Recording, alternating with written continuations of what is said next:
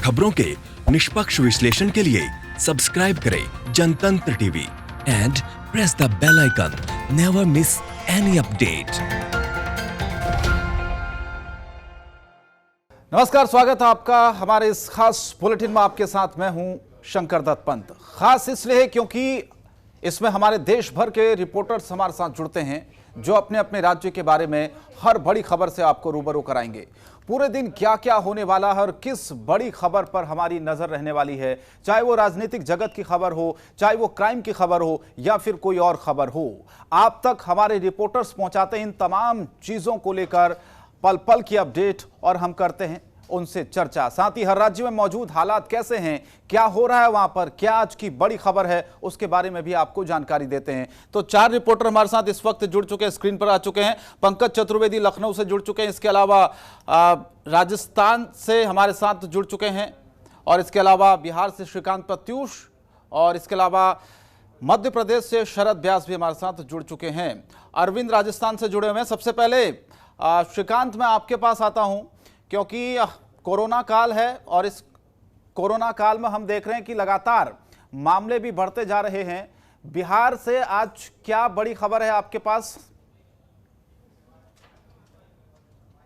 देखिए, बिहार में भी बहुत छूट दी गई है। लॉकडाउन 04 में दुकानें खोलने की छूट दी गई हैं। अब फर्नीचर की दुकानें खुल सकती हैं, ड्राई क्लीनिंग की दुकानें खुल सकती हैं, कपड़े की दुकान खुल सकती है, रेस्टोरेंट खुल सकते हैं। पहले से ही उनको अनुमति मिल गई थी, लेकिन रेस्टोरेंट में जाकर कोई खाना नहीं खा सकेगा, केवल होम डिलीवरी होगी खाने की। तो कई सेक्टर में छूट दी गई है, लेकिन इसके साथ ही जो रेड जोन वाले इलाके हैं वहाँ पर किसी तरह की कोई ढील नहीं रहेगी। यानी लॉकडाउन 04 में भी सख्ती से इसका पालन कराएगी पुलिस। और सबसे बड़ी बात यह है कि लॉकडाउन की वजह से बिहार सरकार को भारी नुकसान हुआ है राजस्व का। बिहार के वित्त मंत्री सुशील कुमार मोदी ने कल जनतंत्र टीवी के साथ खास बातचीत में बताया था कि राजस्व संग्रह में भारी कमी आई है, और 2019 में राज्य का अपना राजस्व संग्रह जो 2542 करोड़ था वो 2020 में घटकर 450 करोड़ के आसपास पहुंच गया है। तो कई गुना घट गया है राजस्व। सरकार का खजाना बिल्कुल खाली है, और बिहार के वित्त मंत्री की माने तो 82% से ज़्यादा राजस्व में कमी आई है। तो कोरोना काल में तो सरकार ने खजाना खोल दिया है। क्वारंटाइन सेंटर पर मजदूरों को लाने के लिए, उनके इलाज के लिए हज़ारों करोड़ खर्च हो रहे हैं, लेकिन राजस्व बिल्कुल नहीं आ रहा है। तो सरकार ने राजस्व बढ़ाने के लिए पेट्रोल डीजल पर वैट बढ़ा दिया है, और अभी जो खबर आई है उसके अनुसार राजस्व बढ़ाने के लिए पेट्रोल डीजल पर 26% से लेकर 20% तक वैट बढ़ाया गया है, और इसके साथ ही बिहार में पेट्रोल और डीजल 2 रुपये महंगा हो गया है। तो राज्य सरकार कोशिश कर रही है कि किसी तरह से राजस्व में जो नुकसान हुआ है उसकी भरपाई की जाए। आपको पता ही है कि कई राज्यों ने शराब की दुकानें खोल दी, कई गुना दाम बढ़ा दिया और राजस्व की उगाही की, लेकिन बिहार में तो पूरी तरह से प्रतिबंध है शराब की खरीद और बिक्री पर। तो बिहार सरकार के पास पेट्रोल डीजल का दाम बढ़ाने के अलावा और कोई रास्ता नहीं है, और दूसरा टैक्स बढ़ा नहीं सकती क्योंकि कोरोना के कारण सभी लोग बेहाल हैं, व्यापार जगत पूरी तरह से धाराशायी है। तो बिहार की ये बड़ी खबर है। दूसरी बड़ी खबर यह है कि क्वारंटाइन सेंटर से कई तरह की अव्यवस्था की सूचनाएं लगातार आ रही हैं। आज भी 53 ट्रेन आ रही हैं बिहार, और 65,000 से ज़्यादा श्रमिक बिहार पहुँच रहे हैं। यानी आज तक 6 लाख से ज़्यादा प्रवासी मजदूर बिहार पहुंच गए हैं, और इन 6 लाख मजदूरों को क्वारंटाइन सेंटर पर रखने की व्यवस्था की गई है। तो क्वारंटाइन सेंटर से अव्यवस्था की शिकायतें भी आ रही हैं। एक खबर आई है कि छपरा में क्वारंटाइन सेंटर पर जिला प्रशासन ने चादर की जगह कफन दे दिया मजदूरों को। हुआ हंगामा कि भाई चादर की जगह आपने कफन दे दिया। तो एक मानसिक रूप से दबाव में आ गए जो मजदूर थे, और उनको लगा कि क्वारंटाइन सेंटर में आने का मतलब है मौत। तो उन्होंने जमकर हंगामा किया, और इसके बाद जिला अधिकारी ने इस मामले की जांच का आदेश दे दिया है। और इस बीच नालंदा से एक बड़ी खबर आई है। 2-4 दिन पहले एक वीडियो वायरल हुआ था कि बीजेपी के एक नेता अरविंद ठाकुर कान पकड़कर उठा बैठक कर रहे थे पंचायत में। खबर आई कि उनको पंचायत ने सज़ा सुनाई थी, और सज़ा सुनाने का कारण केवल ये था कि उन्होंने तबलीगी जमात के प्रमुख मौलाना साहब की निंदा कर दी थी। और तबलीगी जमात के प्रमुख मौलाना साद की निंदा करने की वजह से पंचायत बुलाई गई, पंचायत में उनको सज़ा सुनाई गई, कान पकड़कर उठा बैठक कराया गया और उसका वीडियो बनाकर वायरल कर दिया गया। तो बीजेपी नेता ने अब इसको बड़ा मुद्दा बना दिया है, पुलिस में एफआईआर दर्ज हुआ है और बीजेपी के प्रदेश स्तर के तमाम नेता अब बहुत खफा हैं कि ये कौन सा कानून है जिसके तहत पंचायत ने कान पकड़कर उनके पार्टी के नेता से उठा बैठक कराया, और वो भी तबलीगी जमात के नेता मौलाना साद की निंदा करने के लिए। तो एक तरह से पूरे देश के लोगों के निशाने पर ये साद है और उसकी निंदा हो रही है कि उसने कोरोना को पूरे देश भर में फैला दिया। उसकी निंदा करने के लिए बिहार के नालंदा में बीजेपी के नेता को कान पकड़कर उठक बैठक करना पड़ा। ये बड़ी खबर है। और दूसरी खबर ये है कि छपरा, जो मैं बता रहा था कि छपरा का हिसुआपुर क्वारंटाइन सेंटर का मामला है जहां पर कफन दिया गया है। तो बिहार के मुख्यमंत्री नीतीश कुमार ने मामले की उच्च स्तरीय जांच का आदेश दे दिया है और जो भी अधिकारी दोषी हैं उनके खिलाफ सख्त कार्रवाई करने का निर्देश दिया है। और विदेशों से भी लोग भारी संख्या में लौट रहे हैं, तो जो भी विदेश से लौट रहे हैं उनको बोधगया एयरपोर्ट पर लाया जा रहा है, वहाँ के होटलों में उनको क्वारंटाइन किया जा रहा है और क्वारंटाइन का जो खर्च आ रहा है 20,000 से 21,000 उनको खुद अपनी जेब से देना पड़ रहा है। लेकिन फिर भी वो खुश हैं कि विदेश में लॉकडाउन में फंसे हुए थे, बहुत डरे हुए थे, सहमे हुए थे कि अपने देश लौट पाएंगे कि नहीं। तो सरकार ने व्यवस्था कर दी है देश लौटने की, तो खुश हैं, अपनी जेब से खर्च देकर भी खुश हैं। तो बोधगया के होटलों में उनको क्वारंटाइन किया जा रहा है। और सबसे बड़ी बात यह है कि आज जो छूट दी गई है दुकान खोलने की, कपड़े की दुकान, फर्नीचर की दुकान, बिल्कुल ये एक राहत है श्रीकांत वाकई, क्योंकि सरकार का भी ये मानना है कि अर्थव्यवस्था को भी धीरे धीरे हमें पटरी पर लाना है, इसीलिए ढील जो है लॉकडाउन में आगे देती रहनी पड़ेगी। आगे बढ़ते हैं, हमारे साथ राजस्थान से अरविंद जुड़े हुए हैं, जानते हैं राजस्थान की क्या बड़ी खबरें आज की। अरविंद, क्या अपडेट है आपके पास, क्या बड़ी खबरें आज राजस्थान की?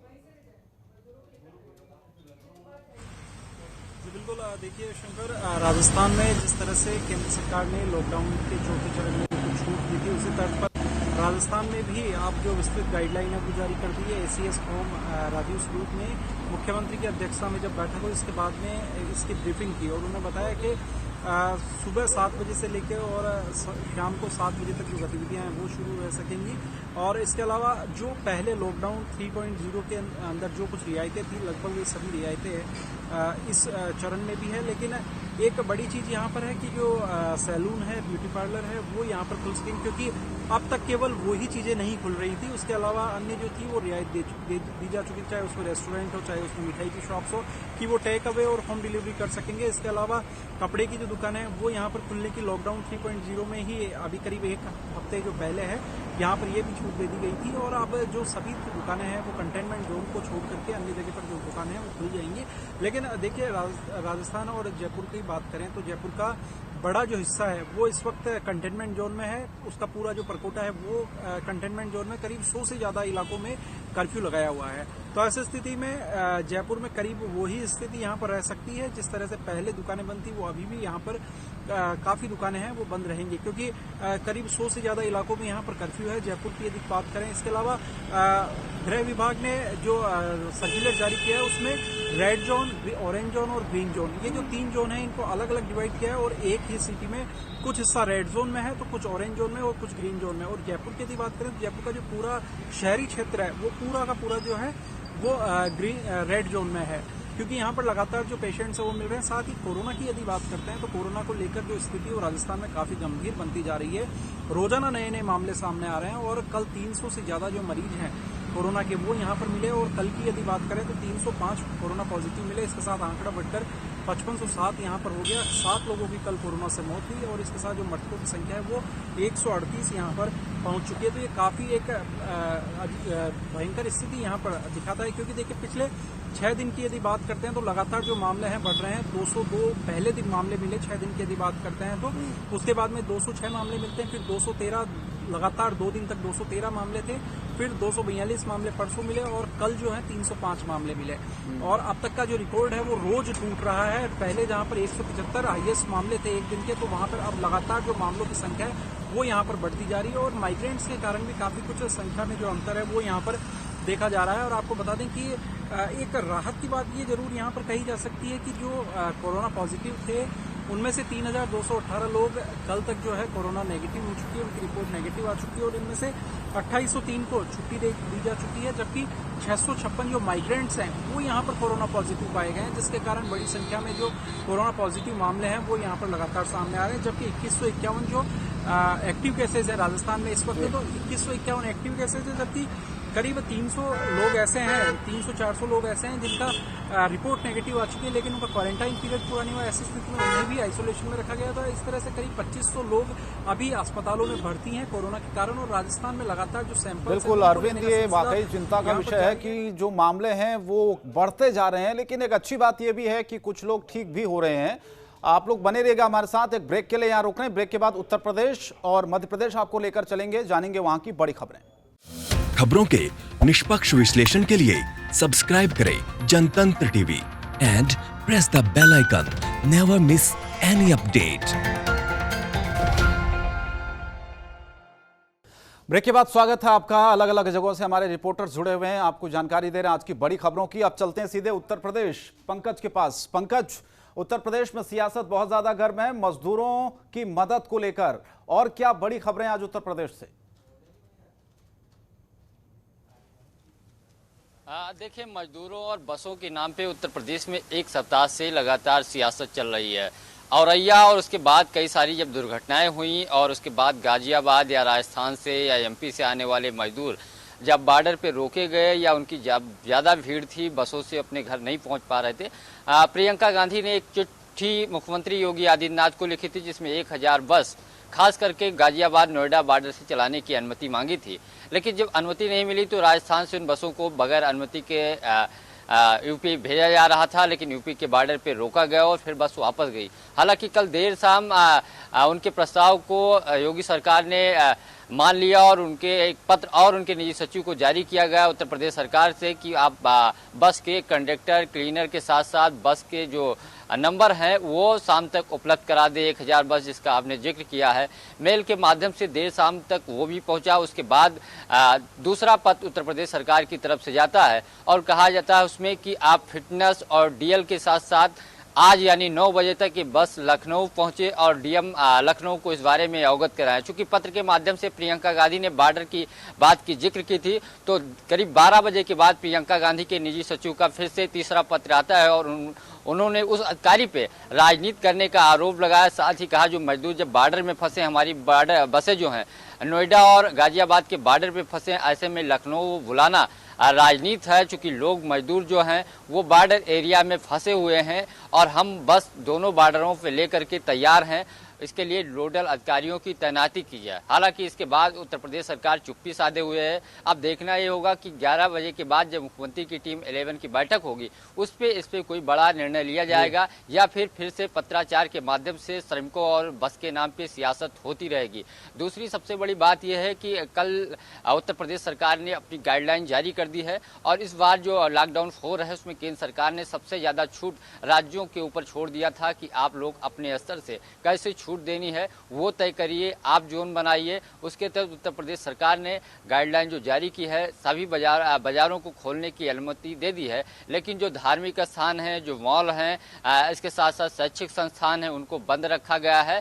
लेकिन रूटीन में दुकानें शिफ्ट वाइज खोलने की अनुमति दे दी गई है। साथ ही जो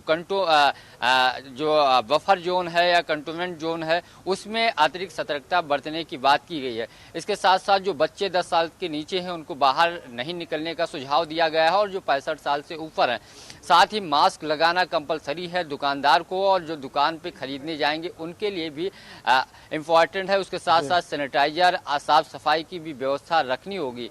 मिठाई की दुकानों को लेकर के काफ़ी दिनों से मांग हो रही थी, अब सभी मिठाई की दुकानें उत्तर प्रदेश में खुली रहेंगी। संबंधित जिलाधिकारियों को भेज दिया गया है और साथ ही अतिरिक्त सतर्कता भी बरतने के आदेश दिए गए हैं। लेकिन कुछ चीज़ें खास करके जो अंतर्राज्यीय परिवहन बस सेवा शुरू करने की बात हुई थी उस गाइडलाइन में इस बात का जिक्र किया गया है कि उसके लिए अलग से गाइडलाइन जारी की जाएगी। जब दूसरे राज्यों से बातचीत होने के बाद परिवहन विभाग अलग से गाइडलाइन जारी करेगा, कैसे लोगों को बैठा करके कितने लोगों को बैठाएगा, क्या बस में व्यवस्था चूँकि कोरोना वायरस के दौरान किया जाएगा, सैनिटाइज के साथ साथ बसों की साफ सफाई और कितने लोग आ जाएंगे, किन जिलों में या किन प्रदेशों में प्रदेश का उत्तर प्रदेश की जो अंतर्राज्यीय बस सेवा है वो जा सकेगी, क्योंकि बिहार, उत्तराखंड, राजस्थान, हरियाणा, दिल्ली, उत्तर प्रदेश की जो परिवहन की बस सेवा है वो जाती थी। तो उसको लेकर के सरकार आज निर्णय लेगी कि उसमें छूट दी जाएगी। छूट दी जाएगी तो कैसे दी जाएगी, क्या व्यवस्था परिवहन करेगा, उसके लिए अलग से आज गाइडलाइन जारी की जाएगी। दूसरी तरफ सभी औद्योगिक इकाइयां शुरू करने के लिए कल जो गाइडलाइन जारी की गई है उसमें शुरू करने की बात की गई है। फिर से चूंकि अर्थव्यवस्था पटरी पे आए, जो मजदूरों का पलायन हो रहा है, घर वापसी हो रहा है, जब औद्योगिक इकाइयाँ खुलेंगी तो वो थोड़ा कम होगा। जो मजदूर अब चूंकि बेरोजगार हो गए, खाने का संकट है, ऐसे में वो घर जाना चाहते हैं, लेकिन जब औद्योगिक इकाइयाँ शुरू हो जाएंगी, जो लोग वहाँ रुके हुए हैं तो वो फिर से काम पे वापस आएंगे। एक बड़ा कदम सरकार की तरफ से उठाया गया है पलायन को रोकने के लिए, और उसके साथ साथ रोजगार और उत्तर प्रदेश की जो आर्थिक व्यवस्था है वो पटरी पे लाने के लिए। दूसरी तरफ कोरोना वायरस से है पंकज, वाकई और ये होना भी चाहिए, इसीलिए लॉकडाउन 4.0 में कुछ ढील भी दी गई है सरकार की तरफ से। अब सीधे मध्य प्रदेश का रुख कर लेते हैं, शरद व्यास हमारे साथ सीधे जुड़े हुए हैं। शरद, क्या खबर है मध्य प्रदेश से आज? देखिए, मध्य प्रदेश की सबसे बड़ी खबर आज की यही है कि शराब की दुकानों को खोलने की अनुमति मिल गई है। फिर वो रेड जोन हो, ऑरेंज जोन हो, ग्रीन जोन हो या फिर कोई भी जोन हो, उसमें ग्रामीण क्षेत्रों को छोड़कर ग्रामीण क्षेत्रों में शराब की दुकानों खोलने की अनुमति मिली है। क्योंकि एक लंबे समय से शराब की दुकानें बंद थी, जिसको लेकर जो शराब ठेकेदार हैं वो काफी दिनों से लगातार ऑब्जेक्शन ले रहे थे कि शराब की दुकानें बंद होने की वजह से खासी परेशानी हो रही है। लेकिन अब इसी चीज को देखते हुए जो रेड जोन है, खास तौर पर इंदौर, उज्जैन, भोपाल की बात करें, इन तीनों को सबसे ज्यादा गंभीर रेड जोन में रखा गया है और यहाँ पर अनुमति दी गई शराब की दुकानें खोलने की। लेकिन जितने भी नगरीय निकाय सीमा के बाहर की जितनी भी जगह है वहां पर शराब की दुकानें खोली जा सकती है। तो ये सबसे बड़ी खबर आज की मध्य प्रदेश की रहेगी, क्योंकि तकरीबन 2000 करोड़ के आसपास का नुकसान हुआ है और आबकारी विभाग को और राजस्व भी कहीं ना कहीं नुकसान हो रहा है, इसलिए इस दिशा पर ध्यान दिया गया है। कोरोना पॉजिटिव मरीज की बात तो लगातार संख्या बढ़ती चली जा रही है। लेकिन एक बहुत अच्छी बात यह भी है कि यदि 5000 मरीज यदि कोरोना पॉजिटिव है तो तकरीबन 2500 के आसपास मरीज ऐसे हैं जो ठीक हो गए हैं। तो ये एक महत्वपूर्ण संदेश भी कहीं ना कहीं ये खाया है, महत्वपूर्ण संकेत भी है। इससे कहीं ना कहीं बहुत ज्यादा राहत की सांस में ली गई है।